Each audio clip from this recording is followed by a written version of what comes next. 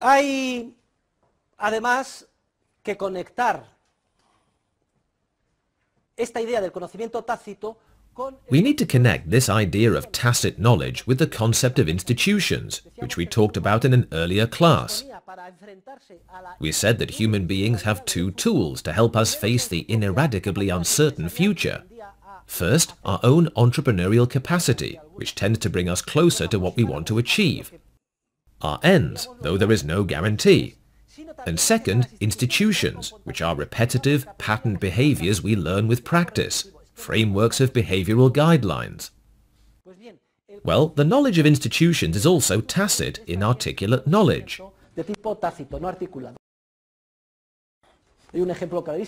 There is a very clear example. I remember the first time I went to the United States. My wife had just completed a master's degree and she was working at a children's school.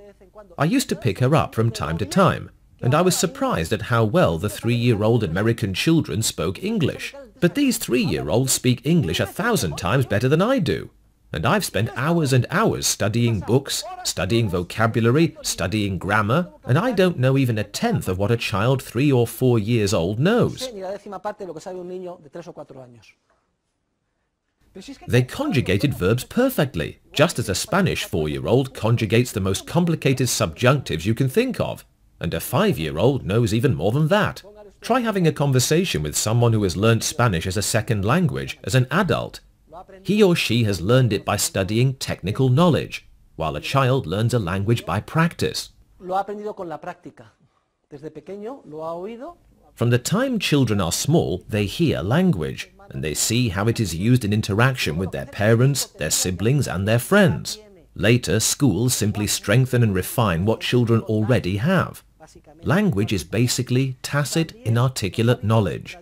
In addition, the habits, traditions, and institutions that make up legal and moral standards, law, morality, are also practical, entrepreneurial, non-scientific knowledge, and we learn to follow them at a young age.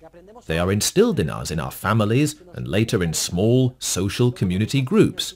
Afterward, they may be reinforced by religious feelings, etc.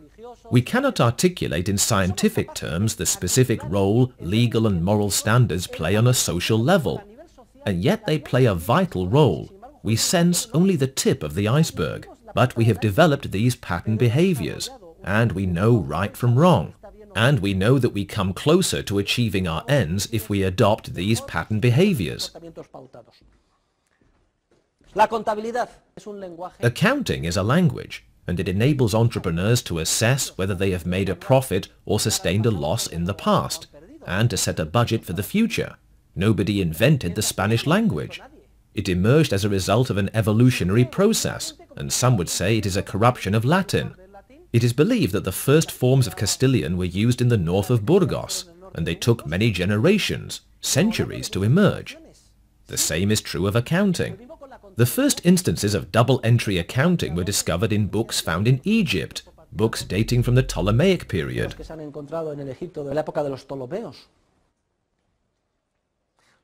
It was many centuries later that someone actually theorized about what had already tacitly evolved and taken shape.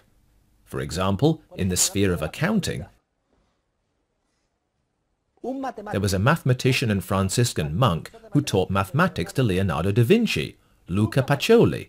People say he discovered accounting. Not true. He theorized about it. He found out what entrepreneurs were doing, and he systematized it in his treatise on double-entry accounting, just as a treatise on linguistics systemizes what 3-year-old children already know, and so on.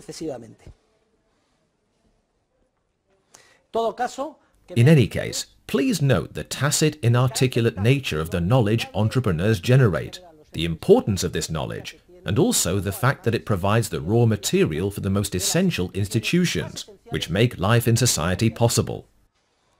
And this makes us quite dizzy, because it turns out that the institutions most crucial for us, language, legal standards, law, morality, etc., have not been created deliberately, nor can they be expressed in words. Instead, they are the result of an evolutionary process in which human beings manifest their nature through a successive change of countless entrepreneurial acts. de innumerables actos empresariales. There's an idea that God suddenly called out to Moses, and Moses went up the mountain, and God said, "Here, take these tablets." And Moses went back down with the commandments. "Okay, everybody, here are the commandments." This is a symbolic way of speaking, not a literal account. There is an evolutionary process that involves millions of human beings over generations and generations, thousands and thousands of years, in which we gradually discover, through entrepreneurship, which behaviors are successful and which are not.